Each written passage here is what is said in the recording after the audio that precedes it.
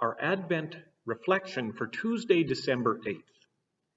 We start with a portion of Psalm 85 from Voices United. Once you were gracious to your land, O God.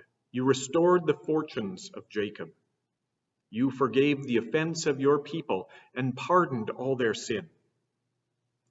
Let me hear what you will say, O God, for you will speak peace to your people, to the faithful who turn their hearts to you. Surely salvation is near those who fear you, and your glory will dwell in our land. Mercy and faithfulness will meet, justice and peace will embrace. Faithfulness will spring up from the earth, and righteousness look down from heaven. For you, O God, will give what is good, and our land will yield its harvest. Righteousness will go before you, and the paths of your feet will be peace.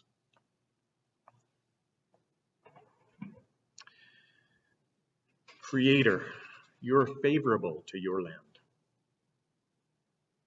December of 2020 will mark my final Advent season living on Largo Farm, just north of the Battlefords. For the past 7 years, our family has embraced the adventure of off-the-grid living, gardening, wood gathering, water hauling, seed saving, and semi-communal sharing with several other households on the beautiful shores of Murray Lake. Time brings change, and everything has its season. For us, it is time to move back to the city.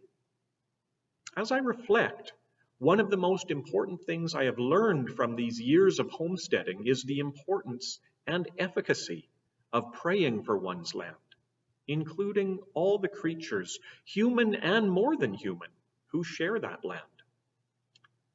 Though my spiritual discipline was imperfect, I committed myself to daily intercession for the garden plants, the trees, the domestic and wild animals, and the soil of our farm. I prayed for the lake and the underground waters. I prayed for our human neighbors and for the various ancestors and nature spirits who inhabit that place, hidden from our sight. Though impossible to prove, I'm convinced that this form of intercession was useful, that it made a difference in the life of the land. I believe this because of teachings of Indigenous friends and neighbours, as well as the druidic lore I've studied and practiced over the years.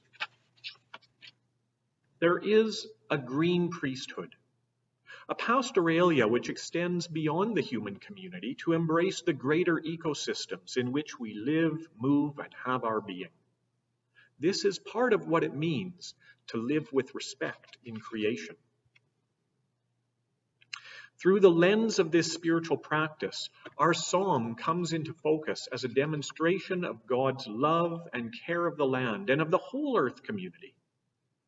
The pastoral and agrarian images in this scripture are not just metaphors for human relations, but rather they recount and promise blessings for the land itself.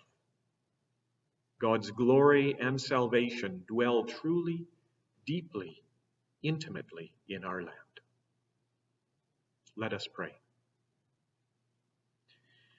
Indwelling God, your advent brings abundant shalom for the whole creation. Teach us, Creator, to become partners with you in your healing work. Teach us how to pray for our land, for the trees, for the waters and winds, and for all living beings. For you, O God, show favor to your land, and the whole earth shall live to praise your name. Through Christ, our Lord and our love. Amen.